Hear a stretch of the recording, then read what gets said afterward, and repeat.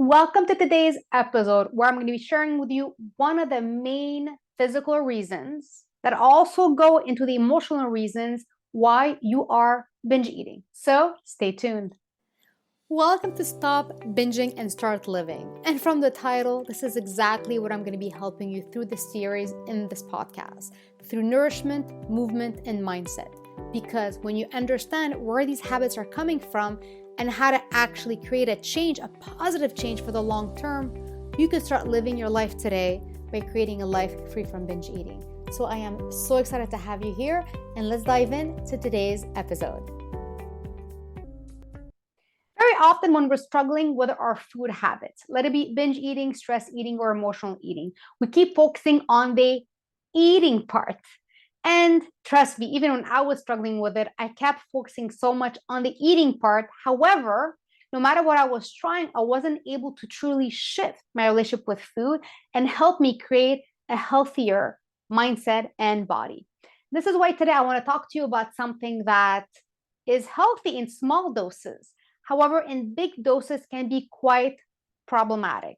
And again, I am not talking about food. I am talking about stress. Because stress in small amounts is actually crucial for human survival. However, when we have a high impact, high amount of stress in our day to day, it actually impacts so many different things in our body and in our mind and in our environment that actually will open up the door to turning to food in these stressful moments. So do stay tuned because I really want to talk about this. And why I am so keen to talk about this is because my name is Dina. I am a health and wellness coach. And my aim through this podcast series or YouTube trainings, if you're watching them here over on YouTube, will actually help you better understand the multifaceted aspect behind your eating habits. Very often we focus on food, we focus on cutting certain foods, we focus on maybe hypnosis. However, there's so many different reasons why every single person has stress eating or binge eating or emotional eating reasons. And the more you actually go through all this podcast and the different information that I'm sharing with you, you'll be able to better understand why one way does not work, but really creating, how can I say, like a box of tools to help you create a change regarding your relationship with your food and as well with your body and your relationship with your body. And so I want to talk about stress today because, again, food can be stressful. But the reason I want to talk about stress is because we are living in a very high-paced society. And very often we put too many things on our shoulders, right? We feel like we can do it all. We have so much ease between social media, between the internet, between the phone, that we try to do it all. We try to multitask. However, that can actually create a high stress response that becomes kind of your normal baseline every single day. And that actually opens up the door to binge eating. And let me explain why. Small doses of stress is completely healthy, right? If you see, for example, a car coming towards you, your stress response comes in, it kind of kicks up your adrenaline, and you run away from harm's way. But very often we have all these emotional stressors. Example, if we are in an abusive environment or relationship, or let it be we keep repeating a certain scenario in our head, putting our body back to where it was when it went through this maybe traumatic or stressful situation. We try to kind of do it all by turning to different unhealthy habits to keep it up, and as well creating kind of what we have in the society of trying to do it all and putting a smile on our face and not telling anyone that we need help, because God forbid we ask for help from anybody. And why stress in this kind of chronic, which is long-term state, is actually quite problematic is that when you have long-term stress, you are for the long term releasing cortisol. Cortisol is a hormone that is actually released from your adrenal glands. And cortisol, again, in small amounts, it is needed to be able to deal with those short-term stressors. However, when you have stress for a long period of time, it means you have cortisol being released for a long period of time. And cortisol, you might be like, okay, I have cortisol, so it will go down. Doesn't go down that easily. Because if you're stressed every single day with this imaginary stress, with always, how can I say this? And some people are creating this kind of self-defeating anxiety of planning for the worst case scenario or trying to do it all or not being able to have to catch your breath or taking care of yourself to be able to take care of everybody. There's a high level of cortisol happening in your system.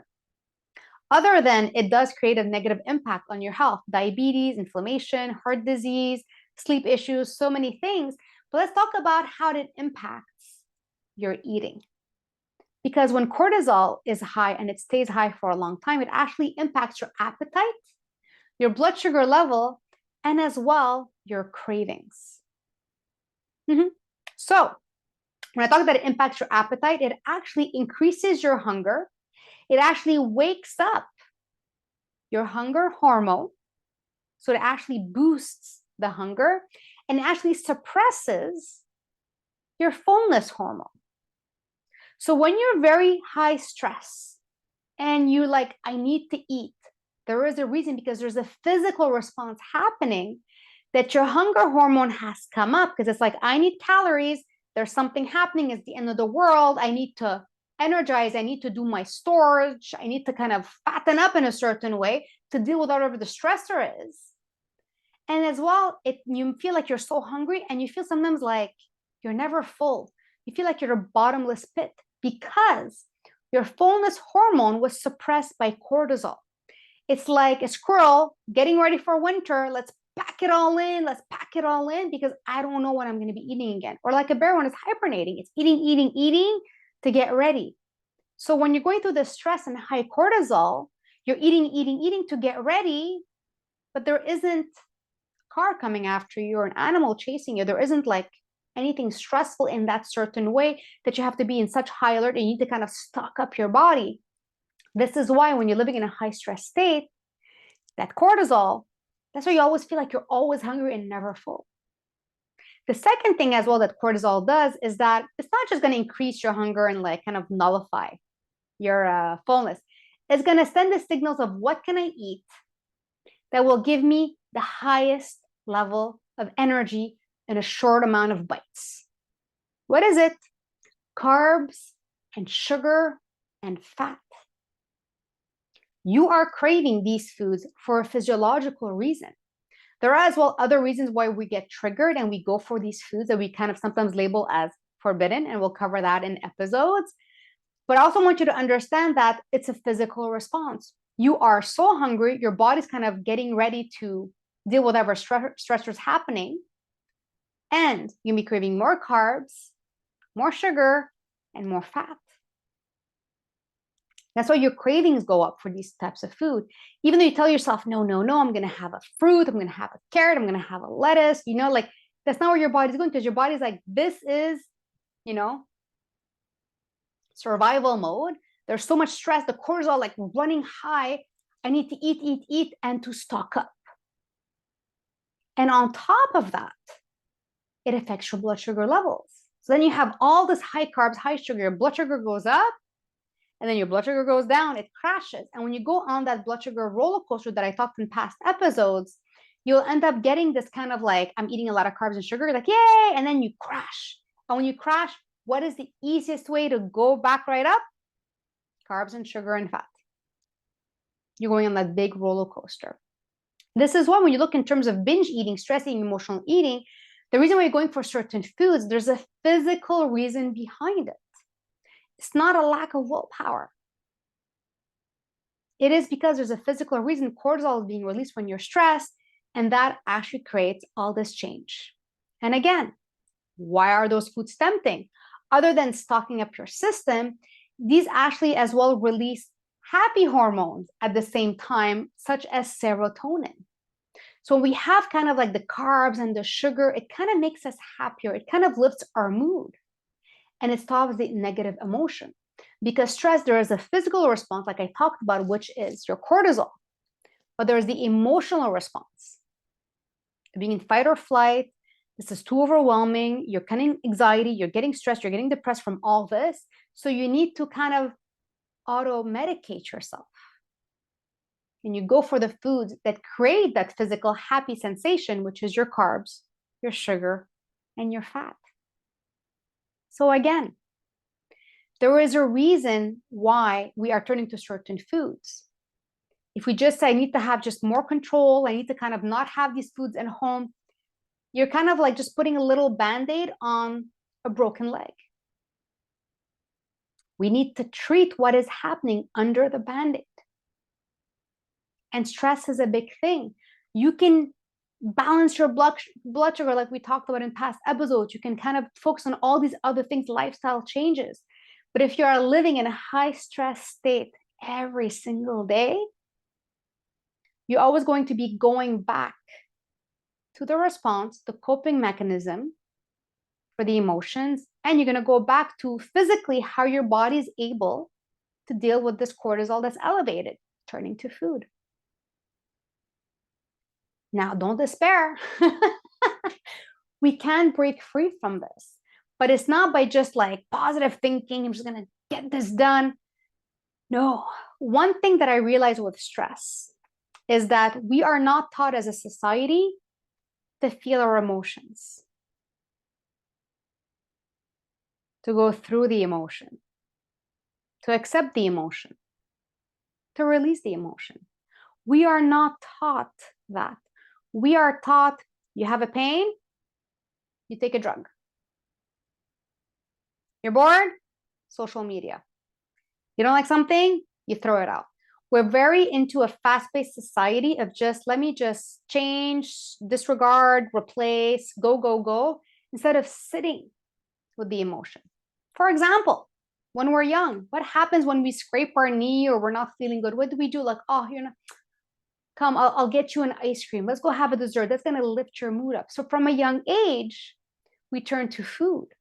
When kids want to express their emotions and they're not really sure how to express their emotions and not being heard, physiologically they end up understanding that when I eat this food, it makes me feel good. So I don't talk about the emotions, but there isn't a platform for people to listen to me and to just listen to me, because we keep rubbing it off, you know, be a tough kid, boys don't cry, girls are nice, don't reply back, don't be too loud. We have all these labels as we're growing up that makes us get suffocated with our emotions. So when you have all this emotion bundled up on the inside, we can't just bundle it up without nullifying. So we tend to nullify it with food, but the emotion is still there. So when we're talking about the stress response, it comes in two ways. When we have a stressful situation, yes, the cortisol is being released, there's those cravings coming in, but as well as stress can cause an emotional reaction, an emotional feeling that as well, that kind of like doubles the impact that we're going to use food to self-soothe, to auto-medicate, to self-medicate. So with all this, we're going to be talking more and more in terms of how can we feel through the emotion, heal through the emotion, recover through the emotion. And not just say, well, we're depressed, let's do this, that, and the other. No, we need to actually create space, a safe space to feel that emotion. And very often a safe space is actually much better to be done in a community or with a coach and a mentor that has gone through what you're going through, to be able to be there, to listen, and to create that space of openness, not in advice mode, but in terms of it is okay and it is safe to talk about what you're feeling. And I create that a lot with my clients. I had a client a few weeks ago saying, you create such a safe space that I can talk about what I'm going through. And that is the aim of working with a coach or mentor, to create that space so that you are able to voice what you are going through, because it is completely normal what you are feeling. Everybody has emotions and feelings, but we keep stuffing it down and not being able to talk it out. That's all we need sometimes, to just talk it out. So with all that in mind, thinking about the stress is saying, okay, how can I every single day create a shift? So not as saying that's it, like I'm going to ban those foods and they're not going to be tempting anymore. No. We need to do some self-work to help us through this. And I'm going to give you some pointers. So if you're listening in or watching here, make sure that you grab a pen and a paper and take all those notes, or always make sure you can always re-listen to it and taking your time. So step number one, how to manage eating when you're stressed. So you're stressed, you're emotional, you're anxious, you're hungry, you want to eat. Step number one, acknowledge that your stress might be triggering your cravings and your hunger. It's okay. Saying, oh my God, I am hungry because I'm stressed. Sitting down and acknowledging it, creating space for it is step number one. Because remember, you are human. And the first step, creating awareness to know that how you are feeling is completely okay. and that you created this habit of I'm feeling an emotion, I'm going straight to food, let's bring awareness to it. Whenever you feel like you're hungry, you want to go for eat, take a step, stay where you are actually. You don't even have to take a step back. Stay where you are and saying, okay, I am feeling hungry. Oh, I'm stressed, or this person said this to me. Like, okay, let me acknowledge that this environment, this stress response, this person is creating this hunger in me. Number two, I want you to ask yourself, am I stressed? Am I anxious? Am I hungry? Am I tired? Am I bored? Putting a word to what you are feeling, because people feel stress in very different ways. But being able to put a word to it is very important, because you'll be able to understand what are the emotions linked to the stress that turn food as the go-to. Number three, I want you to journal on this. So yes, I'm not saying you're not allowed to eat. You're always allowed to eat. But I want to create some space between that craving and the moment you eat. A space to breathe. Remember, we're talking about space. Space to feel our emotions, space to talk about our emotions, space to breathe. So I want you at that moment just to grab like a sheet of paper and just write the emotions that are popping up, because we tend to forget what emotions we were feeling. And by being able to just kind of write them down, you're like, okay, I am feeling this emotion. This happened, this stressor happened, and now I want to feel like eating. Okay. We acknowledged it. Again, creating space to acknowledge what you are going through as a human being. If you're comfortable with this, the next step, I ask my clients to do a pattern interrupt activity. So pattern interrupt is to shift your focus. Again, we're going to be eating later. We're not cutting that out, but it's creating that distance, that space between the thought and the eating. So it's when we talk about pattern interrupt, do something to shift your mood, shift a change. So for example, it could be go take a shower, go brush your teeth, go for a walk, talk to a funny friend. If you need to like put your clothes away, go unfold your clothes. If you want to listen to like a 10-minute motivational YouTube video, go listen. If you want to re-listen to this podcast when you're going through this, listen back to this podcast or watch it through the video. Giving yourself, again, that space to help the ashes of the stress fall down. Because again, stress will never stay high. Sometimes we have to just give it that space so it can go back down on its own. We don't need to treat it automatically. Let it go back down. So you can set a timer, just 5 minutes, up to 15 minutes. Give yourself a little pattern interrupt. Say, okay, I'm creating the space. I'm going to do something else. If I'm still hungry after, I'm going to eat again. It's okay. We will never restrict eating. Again, we're going to bring back the, yes, we take a shower, take a walk.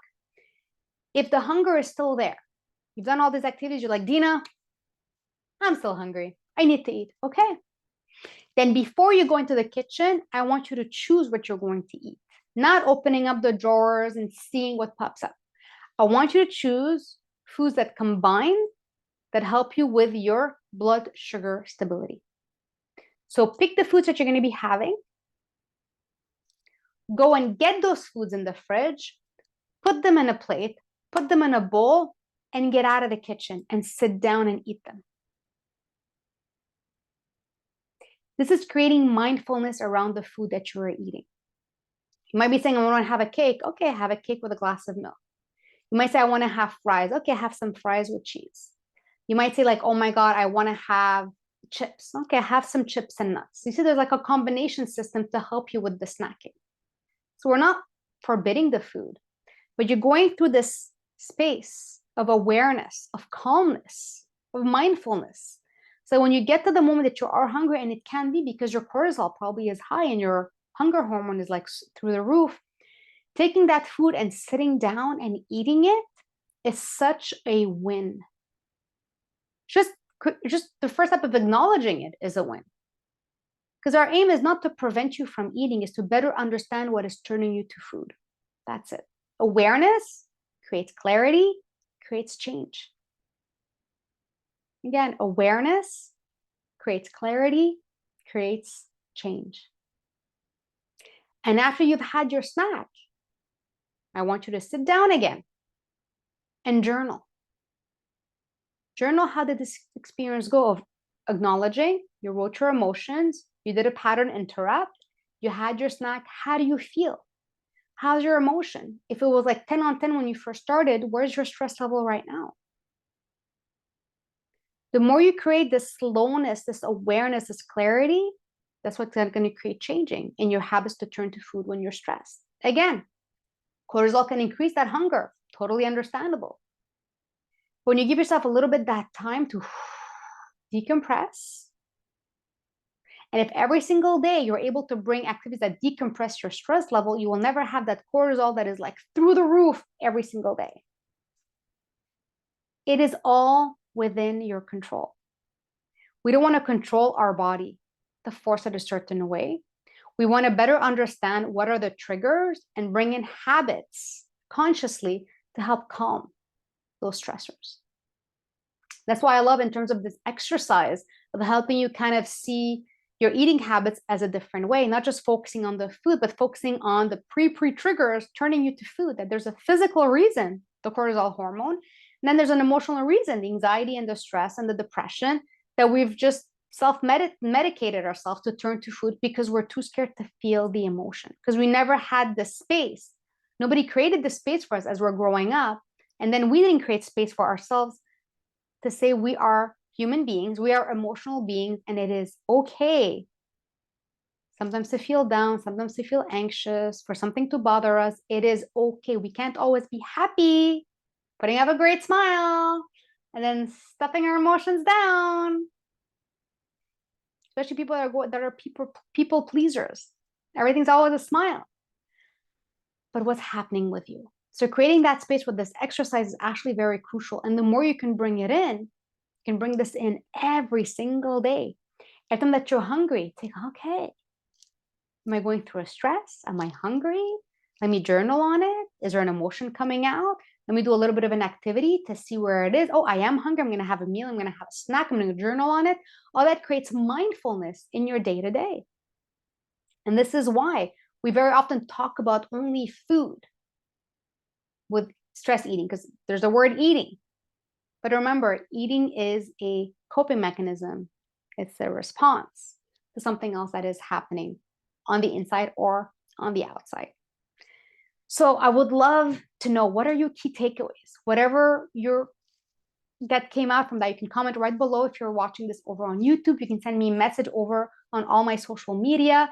And if you do like this episode, make sure to share it to somebody that you think is going to be beneficial to them, because my aim here is to help you understand little by little the different facets of what it helps us as human beings becoming normal eaters. Normal eating, being safe with food, being safe with ourselves, and being safe with our health. So do make sure you share this with somebody that you think would be beneficial, and don't forget to connect with me over on social media. So on that note, you have some homework here. Make sure that you re-listen, write them down, put the post-it anywhere that's visible so you can always remember that this homework is always there for you whenever you need it. Dina may be here. I wish you a beautiful and a balanced day, and I'll catch you in the next episode.